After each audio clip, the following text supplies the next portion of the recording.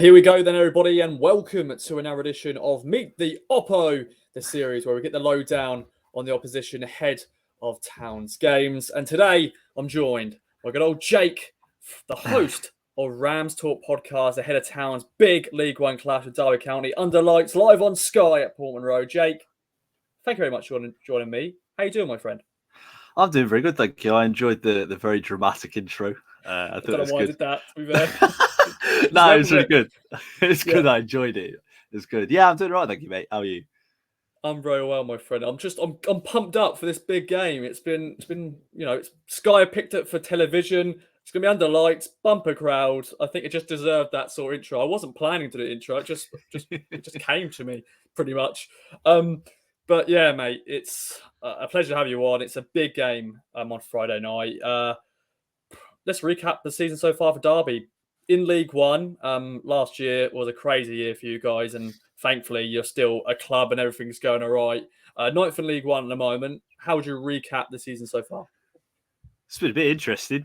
It's been, we kind of all expected Rossini to be the man to take us through the whole season. So yeah, it's weird. Everything's sort of flipped on its head. If you'd asked me, my predictions at the start of the season, there was a specific question on, is Rossini going to stay and are Derby going to challenge at the top? And both the answers of those were yes. And I think one of them might come true, and one of them's obviously not come true. It's been weird. We've changed our style of play completely. We had a weird spell where we couldn't even score a goal away from home, and now we can't stop scoring goals away from home. And then we were unbeatable at home, and now we can't win at home. And it's been typical Derby, to be honest. We never make it easy for ourselves. So yeah, that's how I'd sum it up, to be honest. That's fair enough, yeah, because of course when you guys came down and you had all situations going on at the club, but it's good that everything's been sorted out, and now it's like, oh god, here we go, they are contenders for promotion once again. Now let's talk about the current mood then between the fans. Paul Warne coming in as manager. I think some people were somewhat shocked for him leaving Rotherham. They were doing well in the Championship. What's your thoughts on Paul Warne being a manager and the current mood currently? To be honest, I think it's probably the most positive it's been in a while. I mean, I mentioned Rossini there. At the start of the season, everyone expects it to be Rossini's team, and in pre-season, we're looking good, we're playing nice football, but it just wasn't working in League One.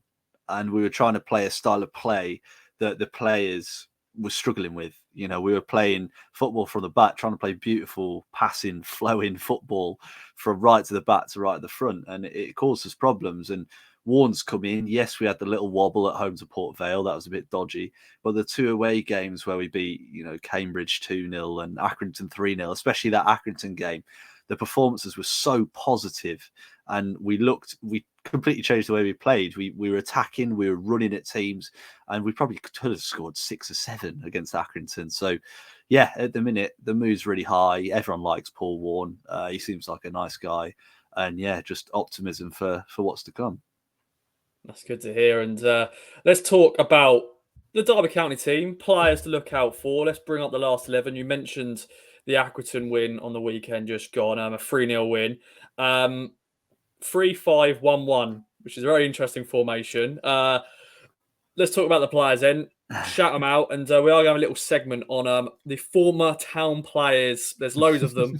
All of them are not starters, but out of that 11 who started against Accrington, is that pretty much going to be the team? Probably, to be honest, probably. I think the only one that's kind of a maybe is maybe Dobbin for David McGoldrick, but I know he's a man that you want to talk about later on, so I won't mention him yet. And yeah, our team kind of speaks for itself a little bit. If you've seen us play, we've got 3 centre halves that are really strong. Cashin is a great young lad. He's really quick. He's really strong. He's good on the ball, especially for a centre back at this level. And then you've of course got the experience of Davis and Chester.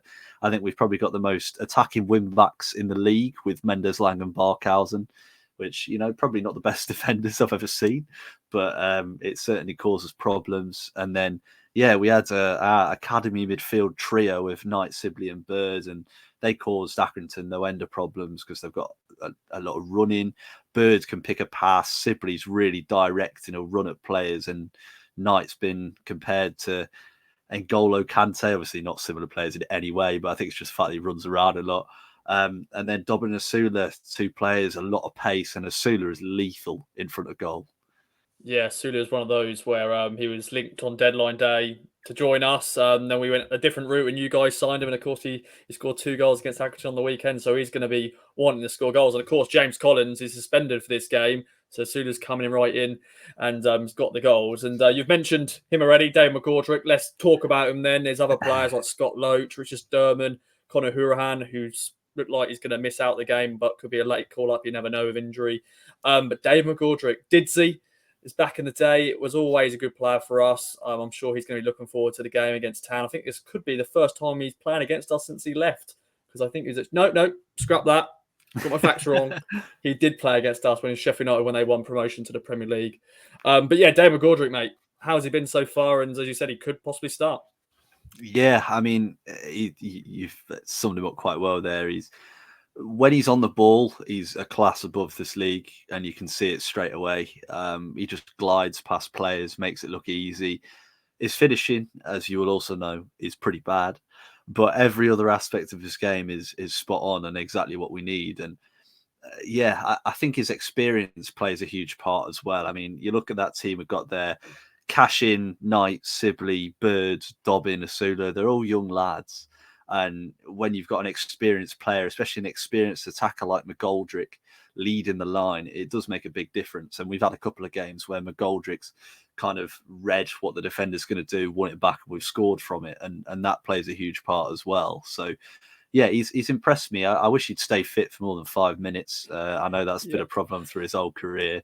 But yeah, I mean, he played, 60, 70 minutes in our Pizza Cup game on Tuesday. And yeah, wouldn't be surprised to see him up front with Asula. Oh, it's going to be interesting. And that segues nicely into what sort of game we can expect. I think a lot of Town fans know a Paul Warne side, the Rotherham side. When they used to come to Portman Road, they used to batter us and win.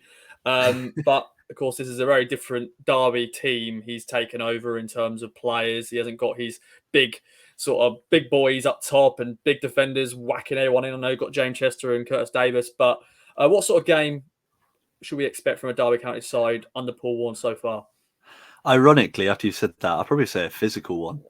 I mean, we probably don't have the biggest team, which does go against us at times. But you've mentioned 2 of the 3 centre-backs, and Cashin's not small himself.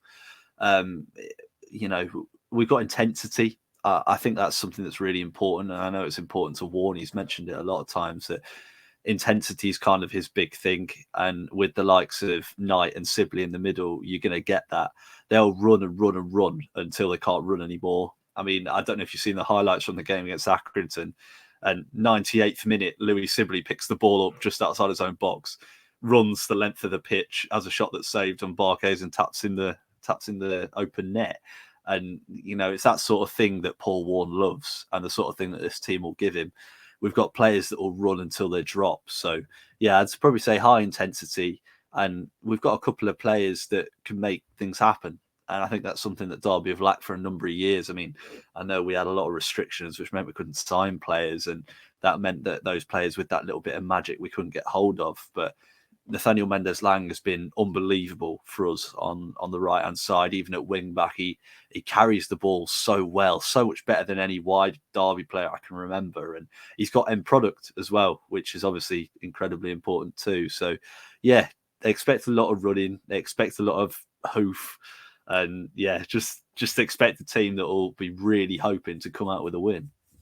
Yeah, it's going to be a massive battle on Friday night. And let's talk about how you're feeling there, my friend. Live on Sky, I don't know if you already know this, and a lot of Town fans know this. Our record on Sky is horrendous. 3 wins out of the... yeah. Okay, there we go then. Nice. Swapsies. But yeah, it's not great. But under lights at any football ground is always great. But at Portman Road, 29,000+, that I said already. It's going to be a great occasion, great atmosphere. How are you feeling going into it, my friend? I think it's going to be interesting to see how the team adapt.